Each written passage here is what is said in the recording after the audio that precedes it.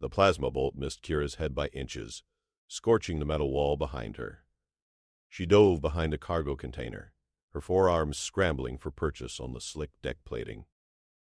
3 more bolts followed, each one closer than the last. "Marcus!" she screamed into her comm, her translator struggling to keep her voice steady. "They're in Cargo Bay 7. I need backup now." Static answered her. Then gunfire. Human gunfire. The sharp crack of ballistic weapons echoed through the ship's corridors, so different from the whine of energy weapons, so primitive. So Marcus. Kira risked a glance around the container. 5 Karathi raiders were advancing, their exoskeletons gleaming under the emergency lights. They moved with the confidence of predators who had done this 1,000 times. Board. Kill. Strip the ship. Leave no witnesses. She checked her sidearm. 4 shots left. 5 targets. The math was simple and fatal. One of the Karathi barked something in their clicking language. Kira's translator caught fragments. Female. Valuable. Take alive. Her secondary hearts hammered against her ribs. She'd heard stories about what the Karathi did with prisoners. None of them ended well. Another plasma bolt struck the container, melting a fist-sized hole through the metal. Heat washed over her face. She fired back blindly, knowing she was wasting ammunition, but unable to stop herself. Fear did that. Fear made you stupid. The cargo bay door exploded inward. Not opened. Exploded. Marcus came through the smoke and twisted metal like something out of a nightmare. He carried a rifle in one hand and what looked like a fire axe in the other. His face was blank. Completely blank. That terrified Kira more than the Karathi ever could. She'd married Marcus 8 months ago on the trading station at Helios 3. He was a human, recently arrived from Earth, working odd jobs and smiling at everyone. Soft-spoken. Gentle. He'd courted her with poetry and flowers from hydroponics. He'd cried at their bonding ceremony. The creature advancing on the Karathi raiders wore Marcus's face, but it wasn't the man she knew. The first raider turned to fire. Marcus was already moving. He crossed 15 feet in a heartbeat, faster than anything in full combat armor should move. The axe came down.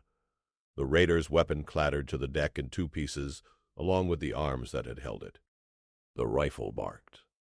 Once, twice, 3 times.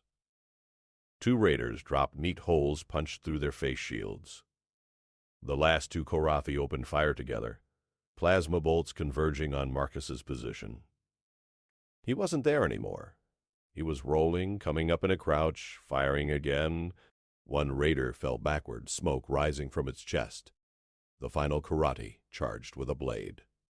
Marcus dropped the rifle and caught the blade hand with his free palm. Kira heard bones break even over the alarms. The axe swung horizontal. The raider's head came off. Silence fell. Emergency lights painted everything red. Marcus stood among the bodies, breathing hard but controlled. He dropped the axe and turned to Kira. "Are you hurt?" he asked. His voice was gentle again. Concerned. The voice that read her bedtime stories in English because she loved the sound of it. Kira stared at her husband and realized she'd never really known him at all. Marcus helped Kira to her feet with surprising gentleness, considering what his hands had just done. She pulled away instinctively, then felt guilty when hurt flashed across his face. "The bridge," she managed. "We need to secure the bridge." He nodded and retrieved his rifle, checking the magazine with practiced efficiency. Kira watched the movement. Smooth. Automatic. How had she never noticed? "How many times have you done this?" she asked. Marcus's jaw tightened. "We should move." They ran through corridor B7, stepping over 2 more Karathi bodies. These ones had been killed with knives. Kira saw the wounds, and her third stomach churned. Close quarters. Silent. Professional. The ship shuddered. Something big had just docked with them. "That's their boarding cruiser," Marcus said, not breaking stride. "They'll have sent a second wave by now. Probably headed for engineering to stop us from jumping." "How do you know their tactics?" Later, he grabbed her arm and pulled her into a maintenance shaft just as plasma fire lit up the corridor they'd been in. Through the grating, Kira saw 6 more raiders rush past. Marcus waited until they were gone, then keyed his comm. "Bridge, this is Marcus Hayes." A status report. A familiar voice crackled through. Captain Venn, the Thraxian who owned the ship. "Hayes, we thought you were dead. We've got 4 raiders up here. They've locked down the helm. We're trapped in the auxiliary control room. How many crew with you?" 3. All unarmed. Marcus closed his eyes briefly. Kira recognized the expression now. Calculation, he was counting enemies, mapping routes, planning moves. "Stay quiet," Marcus said. "I'm coming to you." He started climbing through the maintenance shaft. Kira followed, her mag boots finding purchase on the metal rungs. "Marcus, wait, there's only 2 of us." "You heard him. 4 raiders, and those are just the ones on the bridge." "I heard. You can't fight them all." He stopped climbing and looked down at her. In the dim emergency lighting, his eyes were hard. "Kira, I need you to trust me." "Can you do that?" She wanted to say yes. This was her husband, the man who made her breakfast and laughed at her jokes and held her when the nightmares came. But that man didn't move like a killer. That man didn't know Karathi boarding tactics. "Who are you?" she whispered. Marcus's expression softened. "I'm the man who loves you. That hasn't changed. But I'm also someone who knows how to keep you alive, and right now, that's what matters." He resumed climbing. After a moment, Kira followed. They emerged on Deck 3, near the bridge access corridor. Marcus held up a fist, and Kira stopped. He pointed to his eyes, then down the corridor. She nodded. He wanted her to watch. He moved forward in a crouch, rifle raised. Kira had seen soldiers before. Thraxian shock troops, Kelnar mercenaries. They moved with aggression, with the confidence of superior firepower. Marcus moved like water, smooth, silent, inevitable. 2 Karathi stood guard at the bridge entrance. They never saw him coming. The rifle coughed twice, suppressed shots that barely echoed. Both guards dropped. Marcus caught one before it hit the deck, lowering it silently. He stripped the raiders' grenades and placed them on his belt. The bridge door was sealed. Through the window, Kira could see 4 more raiders. They'd set up a portable command station and were accessing the ship's systems. Looking for cargo manifests, probably. Checking if this prize was worth keeping intact. Marcus studied the door for 3 seconds. Then he pulled 2 grenades, armed them, and kicked the door control. The door started to open. He threw both grenades underhand, low and fast. They skittered across the bridge deck. The Karathi saw them. Started to react. The grenades went off. Marcus was through the door before the smoke cleared, firing on full automatic.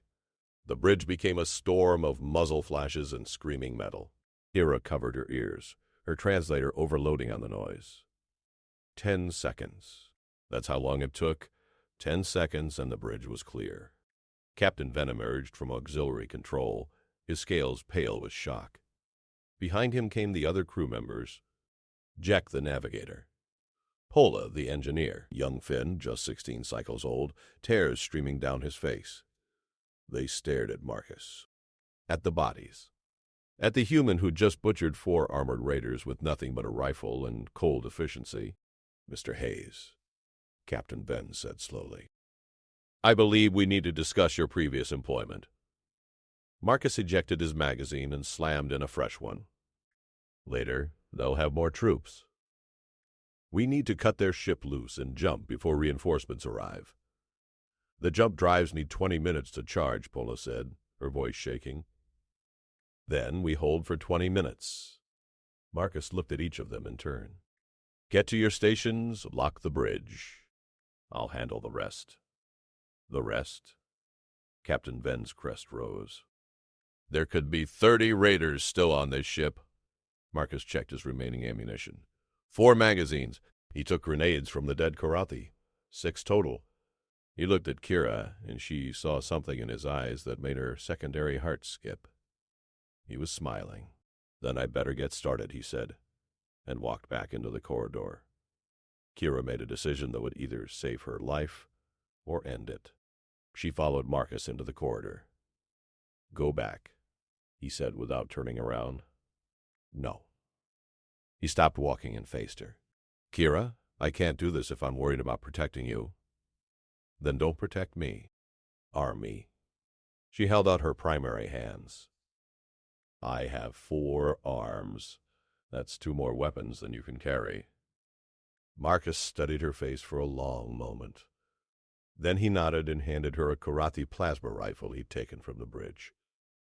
It was heavy, designed for their larger frames. But Kira's extra limbs gave her balance. Stay behind me. Watch our backs. If something moves and it's not me, you burn it down. Understand? Understood. They moved through Deck 3 like ghosts. The emergency lighting created pockets of shadow that Marcus used, like tools, sliding from one to the next. Kira's eyes were better in low light than human eyes, but she still almost lost him twice. The ship's internal sensors showed radar signatures scattered across 4 decks. Marcus pulled up a schematic on his wrist display and traced routes with one finger. They're searching the cargo holds, he muttered. Looking for high-value goods. That's their mistake. How is that a mistake? Because they're predictable. Greed makes patterns. He tapped the display. Engineering, cargo bays 2 and 5, the armory. That's where they'll be concentrated. The armory? Kira's scales prickled. If they breach the armory, they won't. We're going there first. They descended through a service ladder to Deck 4. Kira heard voices below. Karate voices, speaking in their native tongue. Her translator caught fragments. Weak security, easy target. Should have brought a smaller crew. Marcus held up 3 fingers. 3 hostiles. He pulled a grenade, but Kira touched his arm and shook her head. She pointed to herself, then down. Marcus's eyes narrowed, but he nodded. Kira dropped through the opening in one smooth motion, all 4 arms spread for balance. She landed in a crouch just as 3 karate spun toward her. Her plasma rifle was already firing. The first bolt caught a raider in the chest. The second took another in the shoulder. The third raider charged her with a blade. Then Marcus was there. He dropped silently behind the charging raider and grabbed its helmet with both hands. One twist.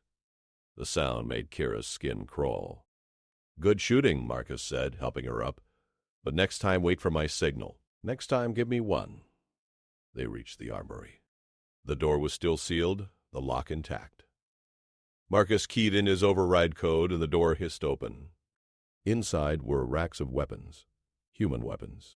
Military-grade rifles, grenades, breaching charges, even a portable rocket launcher. Kira stared at the arsenal.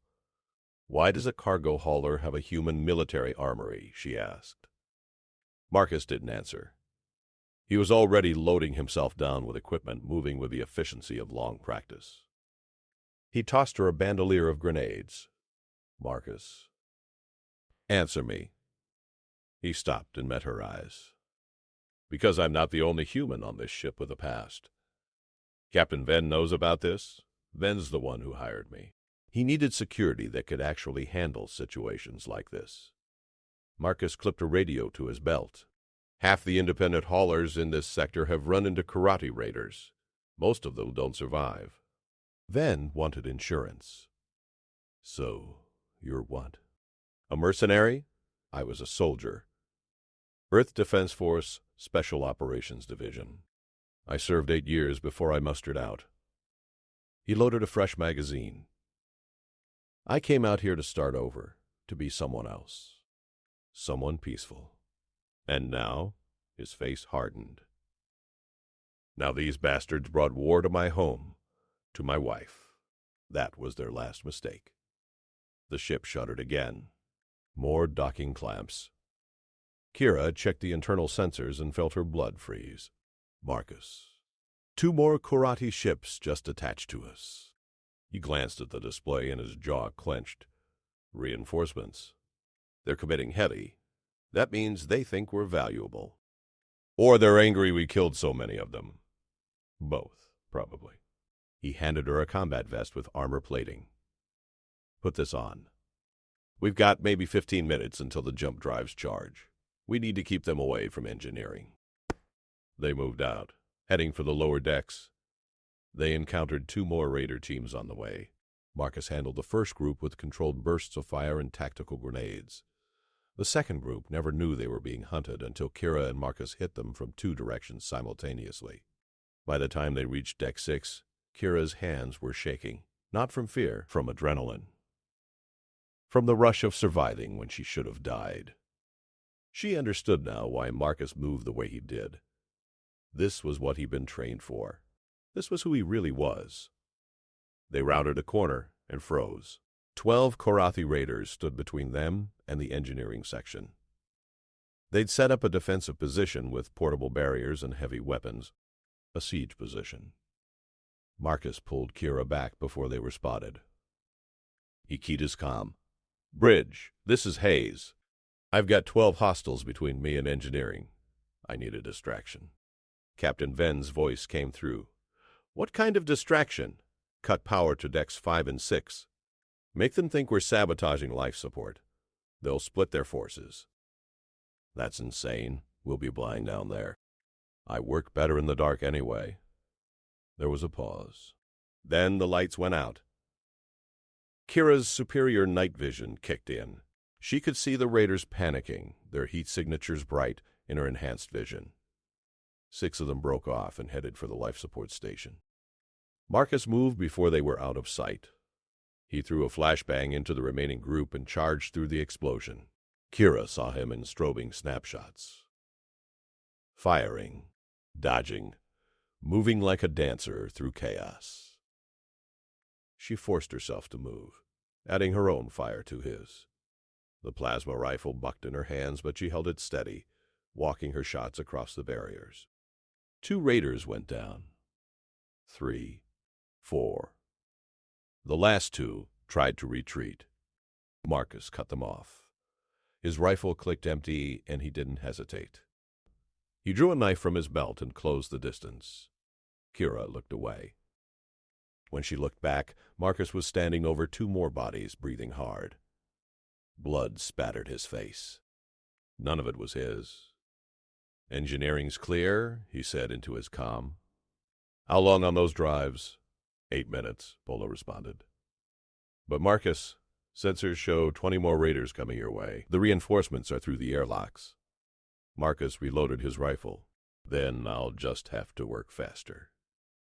The 20 raiders came in 2 waves.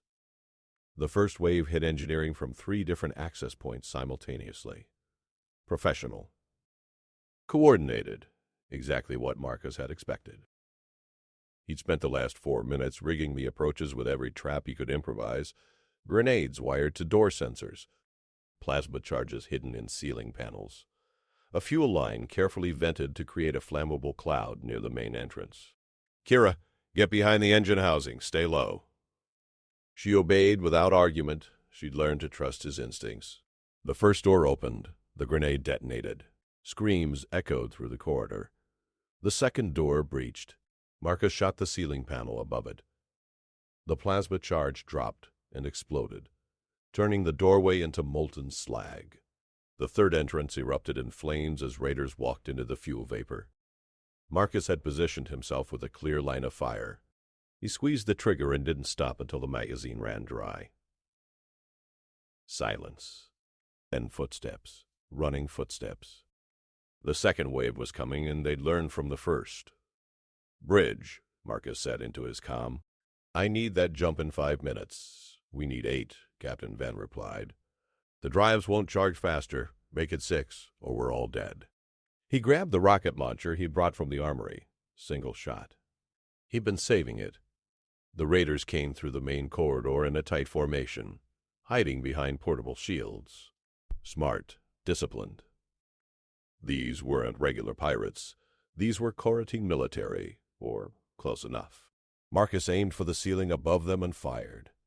The rocket punched through metal and structural supports. The ceiling collapsed in a cascade of debris and sparking wiring. Half the raiders went down under tons of material. The others scattered. Marcus dropped the launcher and opened fire with his rifle, picking off targets as they exposed themselves. Kira added her shots, her forearms letting her fire and reload simultaneously. A plasma bolt struck near Marcus's head. He felt the heat sear his cheek, but didn't stop shooting. Another bolt hit his shoulder, spinning him around. The armor vest absorbed most of it, but the impact drove him to one knee. Kira screamed his name. He forced himself up and kept firing. Through pain, through the smell of his own burned flesh, through the knowledge that his body was failing but his mind refused to quit. 3 raiders remained. They advanced cautiously, weapons trained on his position. Marcus's rifle clicked empty. He reached for a fresh magazine, but his burned shoulder wouldn't respond properly. His fingers fumbled. The raiders saw their chance. They rushed forward. Kira stepped out from behind the engine housing, all forearms raised. 2 plasma rifles, one in her primary hands and one braced with her secondary arms. She fired both simultaneously, walking forward as she shot. The raiders went down in a cascade of plasma fire. Kira didn't stop shooting until both rifles were empty. Then she dropped them and ran to Marcus. "I told you to stay down," he said through gritted teeth. "And I told you I'm not helpless." She examined his shoulder with gentle hands. "You're hurt. I've had worse." "Bridge," Kira said into the comm. "We need medical supplies and engineering." "Marcus is wounded." "Negative," Marcus overrode. "No one leaves the bridge." "How long on the jump?" 4 minutes, Pola said. "But we have a problem. The Korathi ships are charging weapons. They're going to blow us apart rather than let us escape." Marcus pushed himself to his feet, leaning on Kira. "Can you jump with their ship still attached? The stress would tear the docking clamps apart, could cause hull breaches better than being vaporized. Prep for immediate jump on my mark." He limped to an engineering console and pulled up the external camera feeds. 3 Korathi cruisers surrounded them, docking tubes attached like parasites. Their weapons arrays glowed with building energy. "Kira, I need you to do something for me. Anything." He pointed to a series of controls. "When I tell you, you're going to vent all our cargo holds simultaneously. Every single one. That's our entire shipment. Then we'll lose a fortune. Then we'll lose his life if we don't. The sudden decompression will create thrust vectors. It'll spin us enough to throw off their targeting solutions for a few seconds. A few seconds isn't much. It's enough to jump." He gripped her hand. "Trust me." She looked at him. At the man she'd married, the poet who brought her flowers, the killer who'd just carved through 40 raiders to protect her. Both of them were real. Both of them were Marcus. "I trust you," she said. The weapons arrays reached full charge. On the screen, Kira could see the glow intensifying. "Now!" Marcus shouted. Kira slammed her hand down on the controls. Every cargo door blew open simultaneously. Atmosphere and cargo exploded into space. The ship lurched violently, spinning on 3 axes at once. "Jump!" Marcus yelled into the comm. "Jump now?" The drives engaged. Reality twisted. The Korathi weapons fired but struck empty space where the ship had been microseconds before. Then they were in jump space, that impossible realm between stars, where physics became suggestions and light moved sideways. The ship shuddered and groaned as the docking clamps tore away, leaving scars across the hull but keeping them intact. Marcus collapsed against the console. The adrenaline was fading and the pain was catching up. His shoulder burned like fire. Kira caught him before he hit the deck. She was stronger than she looked, stronger than he'd given her credit for. "Medical bay," she said.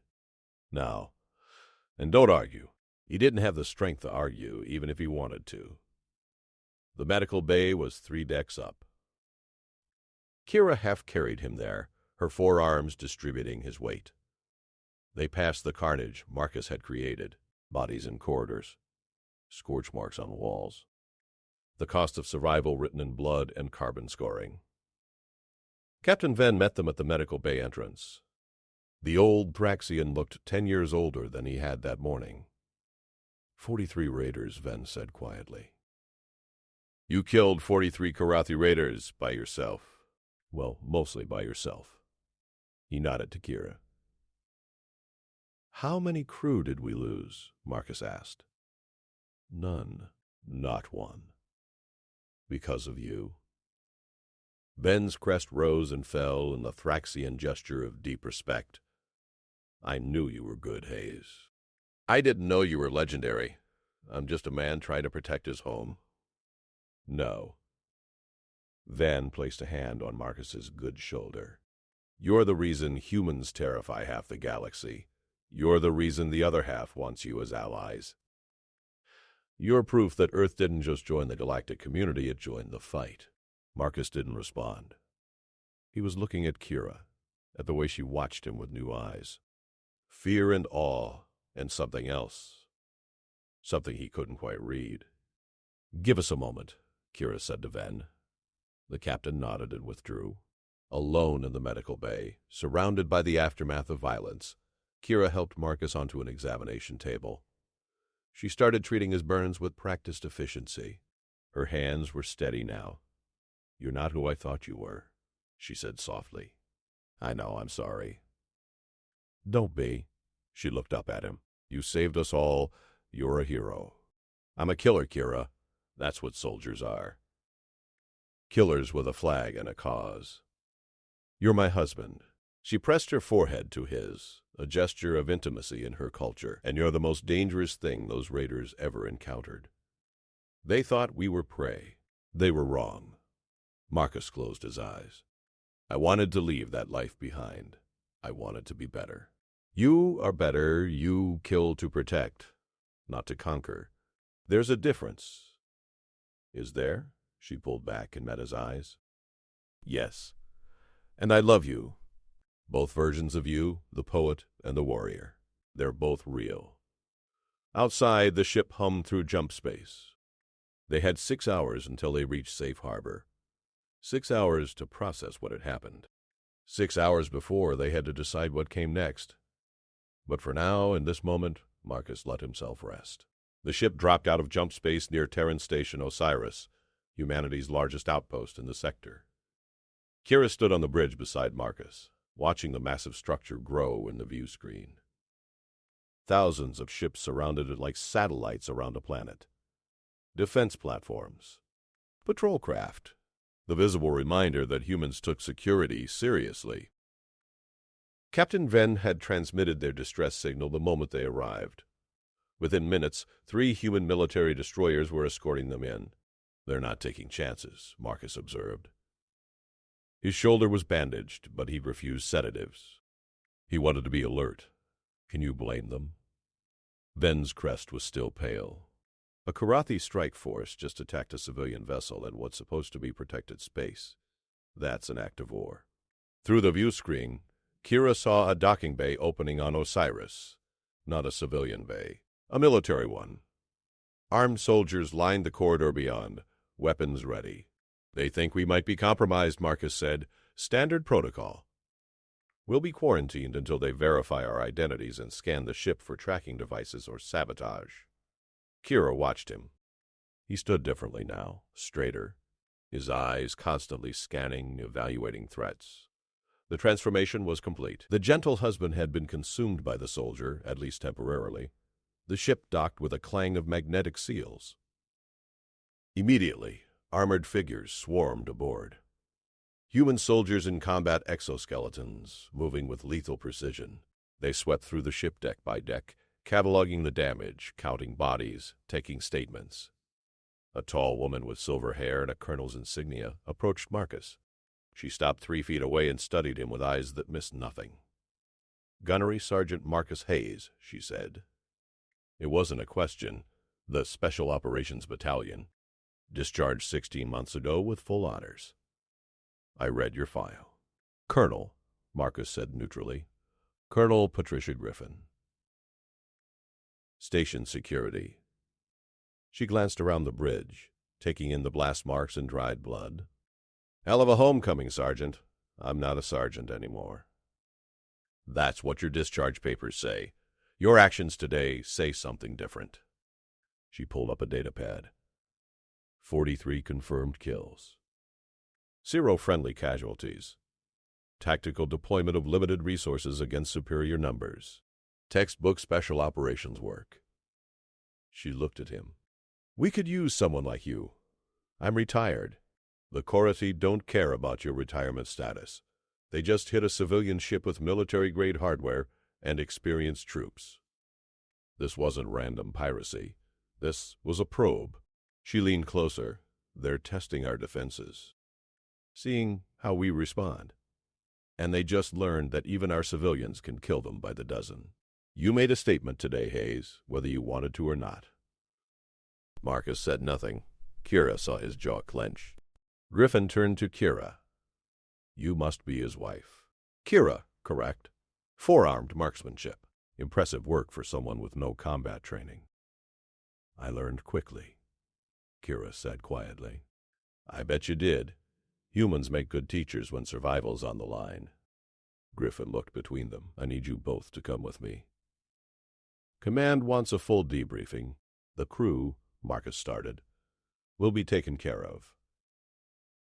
Medical treatment, counseling, replacement cargo compensation, standard protocol for vessels attacked in protected space. Griffin's expression hardened. But you two are special cases. You fought off a Korathi military strike force. Command needs to know everything. They followed Griffin through Osiris's corridors. Kira had never been on a human military station before. The efficiency shocked her. Everything was clean, organized, purposeful. Soldiers moved with synchronized precision. There was no wasted motion, no uncertainty. This was what humans became when they stopped pretending to be peaceful. Griffin led them to a conference room deep in the station's secure levels. Inside, 3 people waited.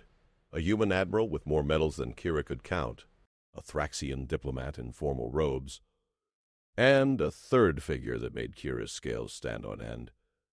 A Korathi, in full diplomatic regalia. Marcus's hand went to his sidearm before he stopped himself. He had no weapon. Security had confiscated everything when they boarded. Relax, Sergeant, the Admiral said. His voice carried the weight of absolute authority. Ambassador Theknor is here under diplomatic immunity. He represents the Korathi sovereignty. The Korathi ambassador rose from his seat. He was massive, even for his species. His exoskeleton was polished to a mirror shine, decorated with rank markers that suggested high military standing before his diplomatic posting. Mr. Hayes, Theknor said in perfect English, I have come to offer my government sincere apologies for today's attack. Marcus's expression could have frozen helium. Your government sent them. Rogue elements. Pirates using stolen military equipment. The sovereignty does not authorize attacks on civilian vessels in protected space. Theknor's mandibles clicked in what might have been embarrassment. We are conducting an internal investigation. That's a lie, Marcus said flatly. The room went silent. The Admiral's eyes narrowed. Griffin tensed.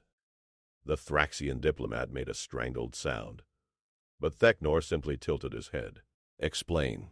Those raiders moved like military. Coordinated assault. Siege tactics. Professional weapons discipline. Those weren't pirates playing with stolen gear. Those were soldiers following orders. Marcus stepped forward. And they came in 3 cruisers. 3. That's not a raiding party. That's an invasion force. Theknor was quiet for a long moment. Then he made a sound that might have been laughter. You are perceptive, Mr. Hayes.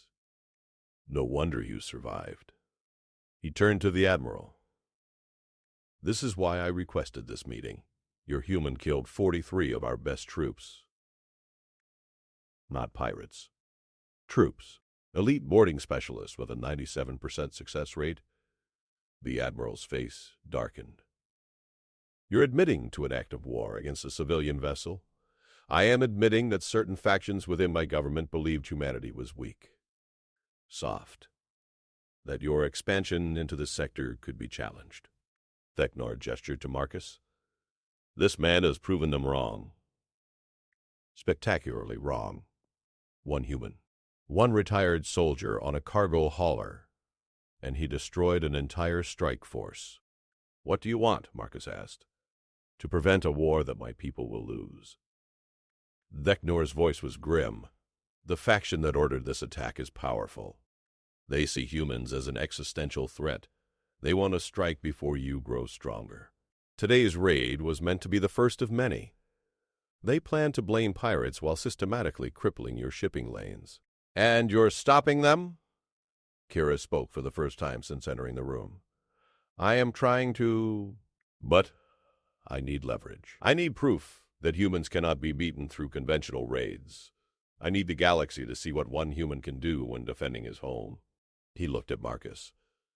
I need your story spread far and wide. I need every Korati hardliner to know that attacking you is suicide. Marcus understood immediately. You want to use me as propaganda. I want to use the truth.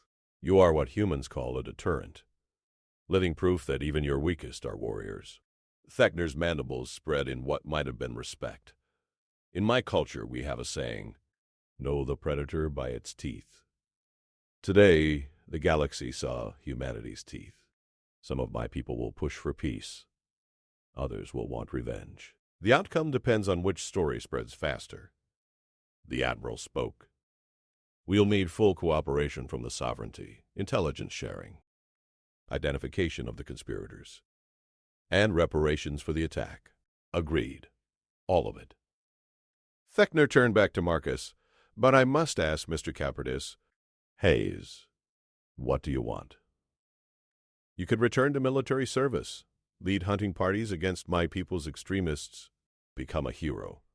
Or you could fade back into civilian life and hope this was an isolated incident. Marcus looked at Kira. She met his eyes and saw the question there. The choice. Before she could answer, alarms screamed through the station. Griffin's comm exploded with chatter. She listened for 3 seconds, then her face went white. Korathi fleet just dropped out of jump space. 20 vessels. They're demanding we surrender Marcus Hayes for war crimes. Theknor's exoskeleton rattled in what Kira recognized as shock. Impossible. The hardliners couldn't mobilize that quickly unless they knew about this meeting. They have a spy in your delegation, the Admiral said coldly. He was already moving toward the command center. Colonel Griffin, battle stations. Get every civilian ship away from Osiris. Prepare all defense platforms. Marcus grabbed Kira's hand. We need to leave. Now, no one's going anywhere, Griffin said. Stations in lockdown. Through the windows, Kira saw the Korathi fleet materializing like ghosts. Massive warships bristling with weapons. 20 against one station. The math was brutal. They won't attack, Theknor said quickly. This is a political maneuver. They're forcing humanity's hand. If you refuse to surrender Hayes, they'll claim you're protecting a war criminal. If you do surrender him, you look weak. There's a third option, Marcus said quietly. Everyone turned to him. I go out there, not as a prisoner, as a negotiator. He looked at the Admiral. Let me talk to them, ship to ship. Public broadcast so the whole galaxy can hear. That's insane, Griffin said. No, it's perfect. The Admiral's eyes gleamed. They want to paint you as a monster. Instead, you paint them as the aggressors. You tell your story. The civilian cargo hauler. The unprovoked attack. The fight for survival. He smiled coldly. You make them defend their actions to the entire galactic community. Marcus nodded. Give me a shuttle and an open channel. 10 minutes later, Marcus stood in a small transport shuttle, alone except for Kira, who had refused to leave his side. The shuttle drifted toward the Korathi fleet, transmitting on every frequency. Every station in the sector was watching. Every government. Every news service. The lead Korathi warship hailed them. A face appeared on the view screen. A Corati admiral, his exoskeleton decorated with honors from a dozen campaigns. Marcus Hayes, you will surrender yourself for trial. For what crime? Marcus asked calmly. Murder of 43 Corati citizens. Citizens who boarded my home without permission, who killed without provocation, who came as invaders. Marcus's voice was steady, strong. I am a civilian, a merchant ship crew member. I defended my wife and my shipmates from armed attackers. That's not murder. That's survival. You are a trained killer, a human special forces operative. I was. I left that life behind. I wanted peace. Marcus gestured around the shuttle. Your people brought the war to me. They made the choice to attack. I made the choice to live. The Corati admiral's mandibles clicked in anger. You slaughtered our troops. Your troops slaughtered themselves the moment they underestimated their target. Marcus leaned forward. You want to know the truth? I'm not special. I'm just a one human, one retired soldier. There are millions like me scattered across the galaxy. Humans who want to build, to trade, to live in peace. But every single one of us will fight when cornered. Every single one of us will defend our families. He stood straighter. So here's my message to your hardliners. To every faction that thinks humanity is weak, we're not invaders. We're not conquerors. But we are survivors. And if you bring war to us, we will end you. Not because we're monsters. Because we're human, and humans protect what's ours. Silence filled the channel. The Corati admiral stared at Marcus with unreadable eyes. Then, Techner's voice cut through from Osiris. Admiral Kethvar, I am transmitting proof that today's attack was ordered by the war faction in our government. Proof that this was an illegal military operation disguised as piracy. If you proceed with this farce, I will release this evidence to the Galactic Council. Your entire fleet will be designated war criminals. The silence stretched. Kira held Marcus's hand and felt it trembling, not from fear, from exhaustion. From the weight of everything he'd done and everything he was being asked to be. Stand down, a new voice said, older. Carrying absolute authority, on the screen a Korafi appeared whose exoskeleton bore the marks of the sovereignty's highest leadership. Admiral Kethvar, you are relieved of command. Return to home space immediately.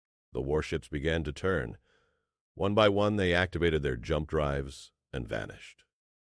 Within minutes the fleet was gone. The shuttle hung in empty space. The galaxy watched. Waited.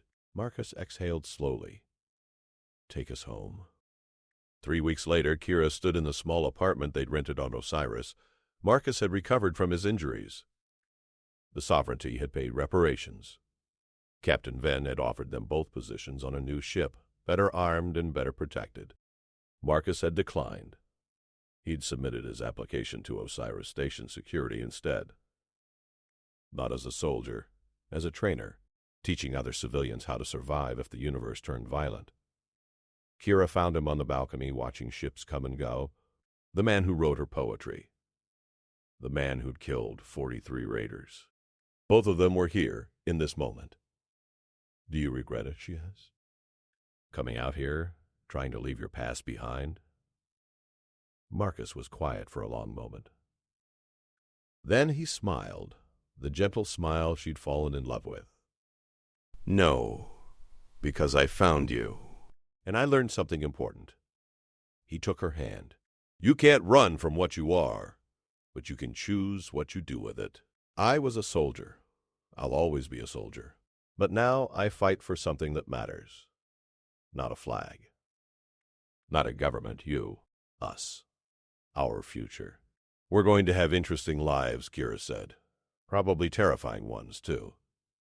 I can handle terrifying. I married a human. Marcus laughed. The sound echoed across the balcony, mixing with the hum of the station and the distant roar of ships launching into the black. Somewhere out there, the galaxy was learning a new truth. Humanity had arrived. Not as conquerors, not as victims, as something far more dangerous.